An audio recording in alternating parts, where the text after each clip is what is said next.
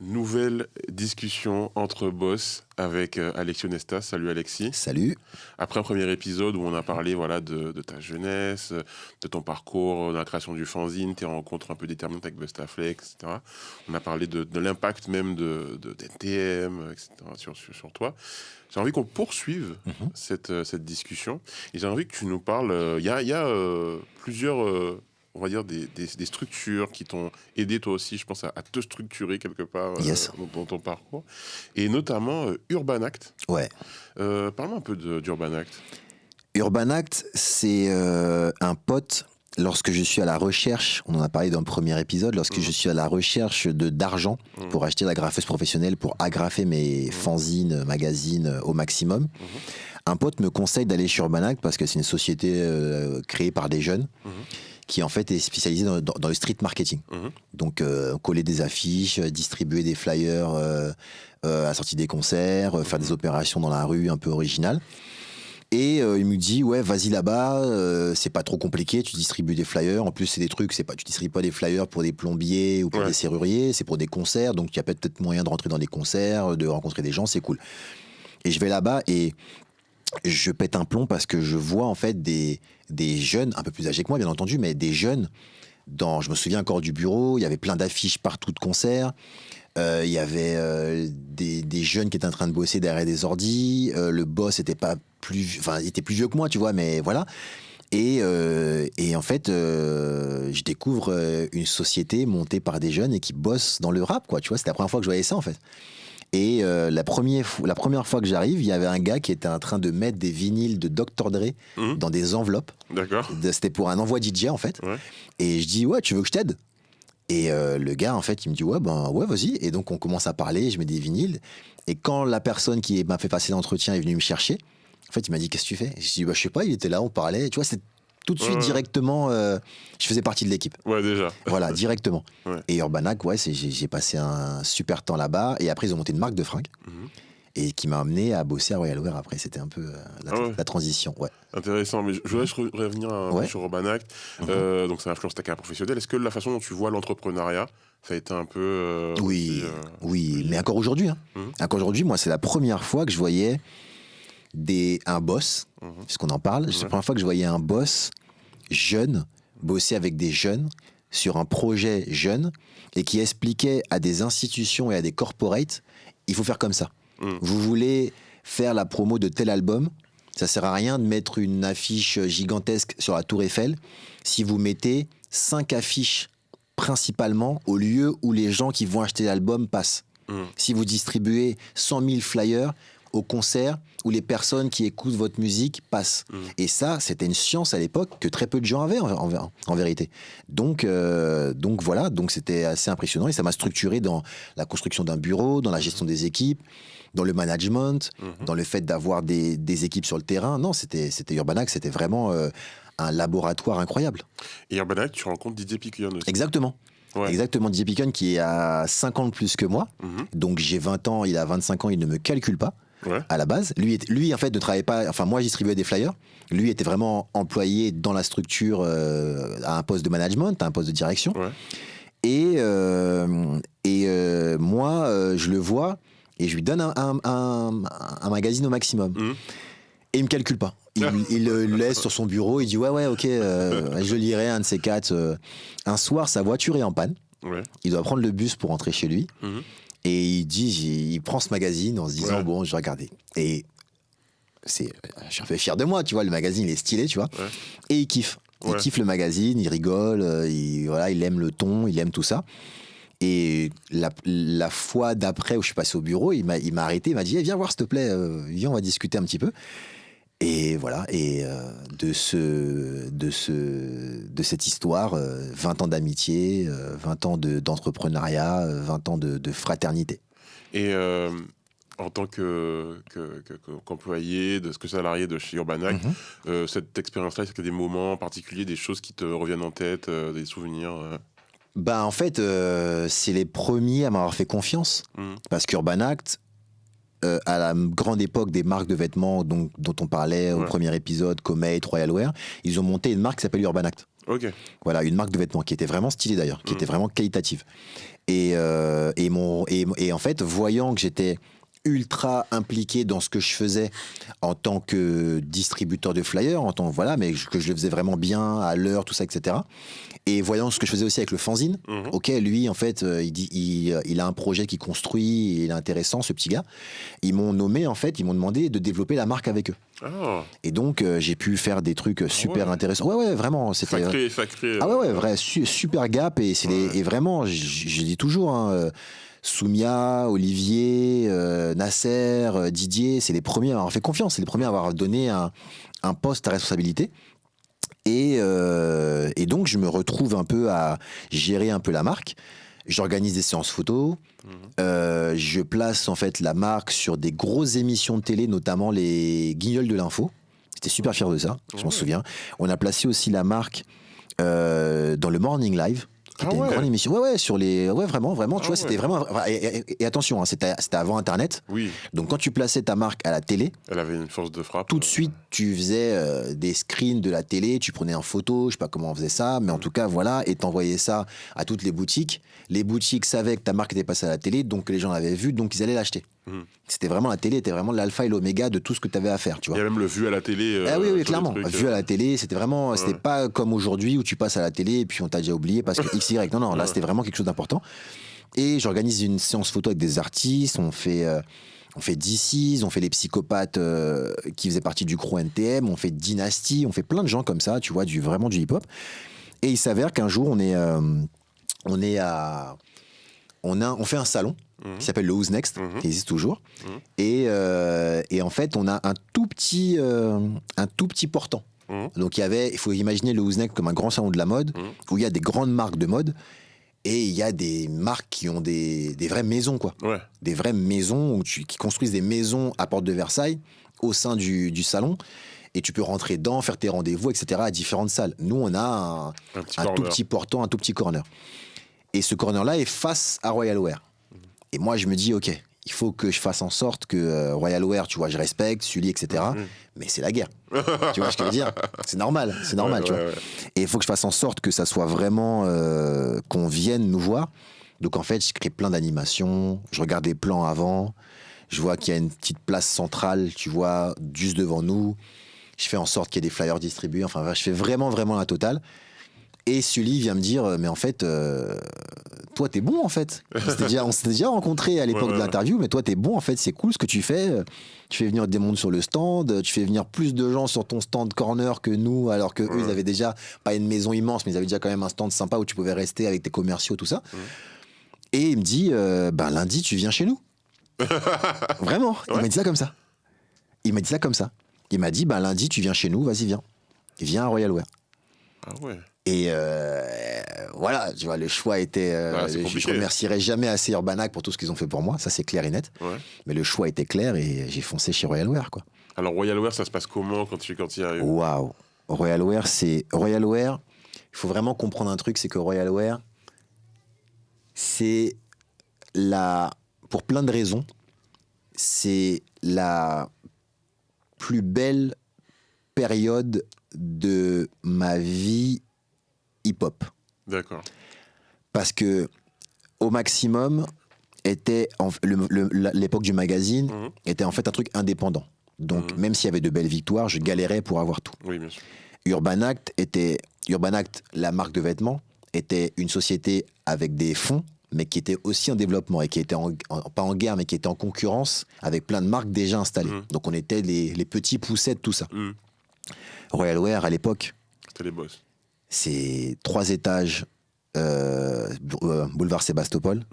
C'est Sully qui est au méga top du rap en ayant produit That's My People d'NTM, en ayant produit Essie de Lady Lesty, en ayant donc créé Royal Wear. C'est des parfums chez Marionneau. C'est une marque qui est vendue à l'international. C'est mes cousins aux Antilles quand je rentre en famille aux Antilles qui sont en Royal Wear. Ouais. Et Sully vient me proposer d'être le responsable de la communication de cette marque avec lui. Et c'est incroyable, tu vois, je sais même pas quoi te dire. Ben ouais, en fait, Hein alors, du coup, est-ce que pour toi, c'est un saut qui... Tu as une appréhension ou tu te lances à corps perdu Non, là-dedans? je suis du 93, j'ai déjà dit. Je suis du 93. Quand on sait pas, on y va, on apprend sur le tas. Tu vois pas ce que je veux dire. Voilà, moi, je viens de cette école-là. NTM, ils ont fait un zénith, ils savaient pas faire de zénith. Tu vois ce que je veux dire? Donc en fait, j'y vais, je fonce et je vis les 3-4 ans les plus incroyables de ma vie, quoi. On voyage. Il y a, pour des anecdotes, par exemple, un jour, on nous appelle, il y a Snoop qui débarque au bureau. Ouais. On nous appelle, on nous dit Snoop arrive. Et donc, en fait, il veut visiter Paris, on lui a dit de venir chez vous. Ouais. Il vient au bureau, on sort tous les double XL qu'on a de disponibles, on lui fait un petit colis, on l'accueille correctement, et Sully, avec son côté visionnaire qu'il a toujours eu, met du son, parce qu'on avait un studio aussi, donc il met du son un peu qui tourne dans le studio, mais un peu plus fort que d'habitude, tu vois, avec la porte ouverte, tu vois, donc voilà. Et on lui dit, viens, on a des instrus, on fait des instrus ici, viens et tout. Donc là, t'as tout le staff de Snoop qui dit, non, mais on n'a pas le temps, il avait un concert le soir, on n'a pas le temps, tout ça, etc. Et Snoop, en fait, il dit, ouais, si, viens, on va écouter un peu de son, tout ça. Il arrive dans le studio, il s'ambiance sur le son, il dit, ok, kiff, il dit, allumez le micro. Oh. On est là avec lui, il dit, allumez le micro. Il passe dans la cabine, il fait un son où le refrain, c'est Royal, Royal, Royal Wear. Ah ouais? Le son, là, c'est notre trésor à nous tous. Et grosse dédicace à Capone, grosse dédicace à Sully, à tous ceux qui étaient là. On a tous le son MP3 dans nos ordinateurs.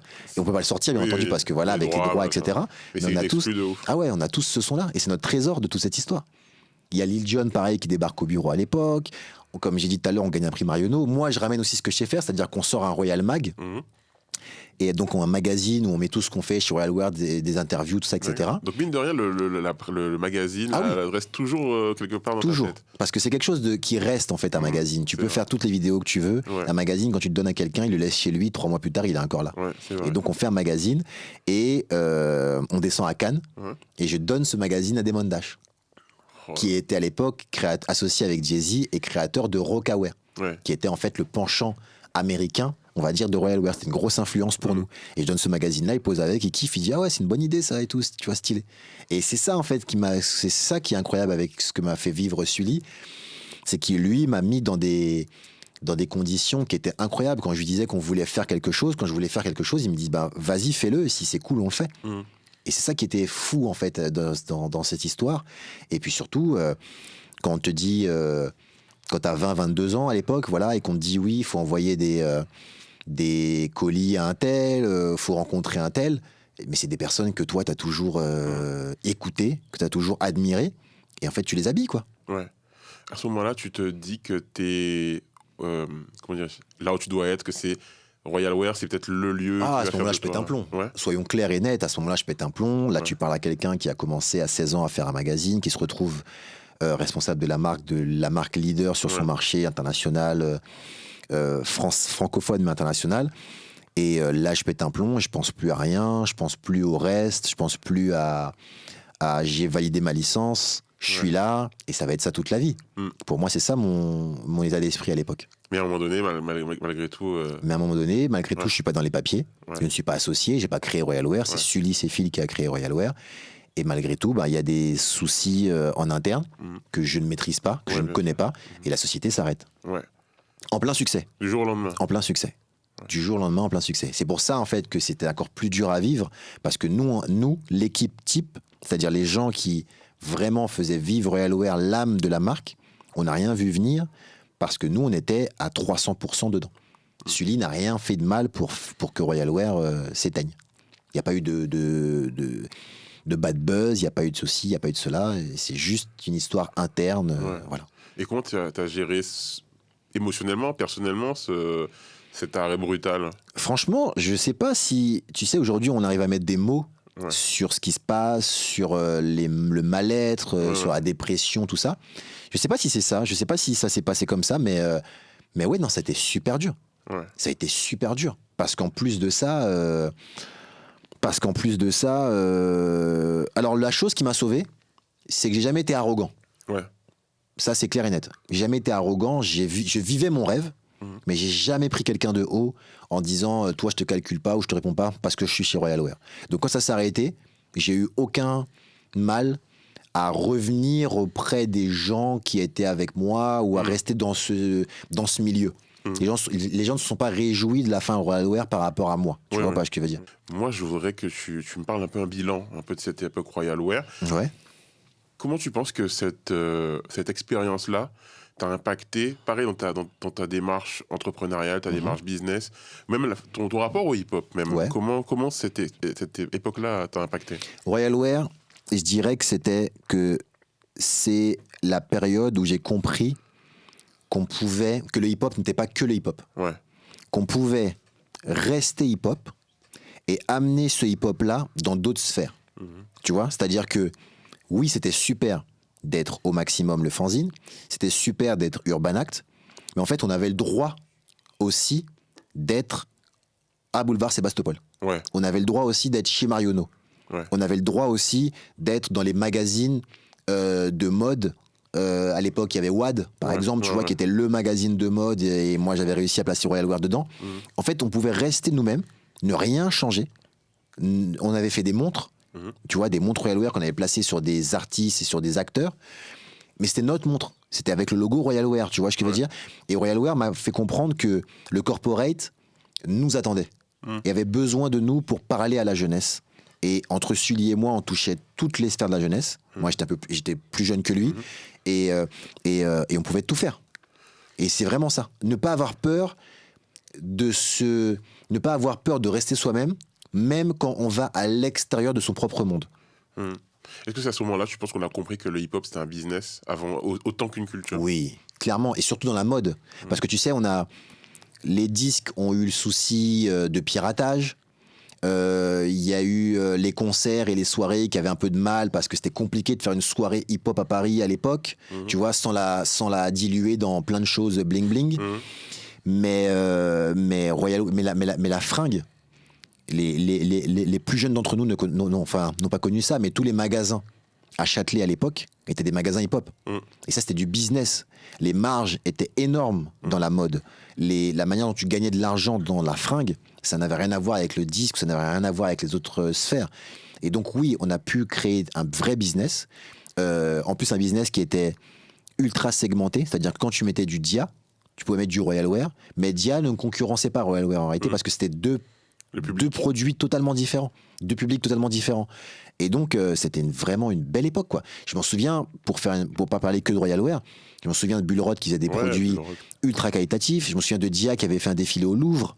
Je me souviens de plein de choses comme ça qui étaient vraiment, tu vois, vraiment dans d'autres sphères que de la sphère hip-hop. C'était ailleurs. Ouais. On allait plus loin. Et on ouvrait des portes. Oui, c'est ça. Voilà. C'est ce que j'allais. En plus, on ouvrait des portes. Dire ça, c'est toi, des portes se sont ouvertes pour toi personnellement, mais globalement, le hip-hop s'est ouvert des portes à ce moment-là. Ouais.